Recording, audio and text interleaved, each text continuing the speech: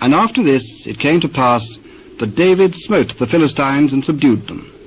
And David took Methegammah out of the hand of the Philistines. And he smote Moab, and measured them with a line, casting them down to the ground. Even with 2 lines measured he to put to death, and with 1 full line to keep alive.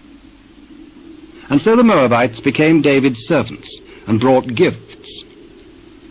David smote also Hadadezer, the son of Rehob, king of Zobah, as he went to recover his border at the river Euphrates. And David took from him 1,000 chariots, and 700 horsemen, and 20,000 footmen. And David houghed all the chariot horses, but reserved of them for 100 chariots.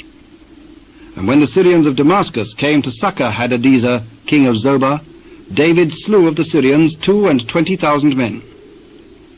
Then David put garrisons in Syria of Damascus, and the Syrians became servants to David, and brought gifts. And the Lord preserved David whithersoever he went. And David took the shields of gold that were on the servants of Hadadezer, and brought them to Jerusalem.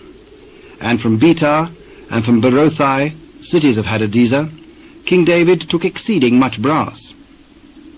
When Toi, king of Hamath, heard that David had smitten all the host of Hadadezer, then Toi sent Joram his son unto King David to salute him, and to bless him, because he had fought against Hadadezer, and smitten him.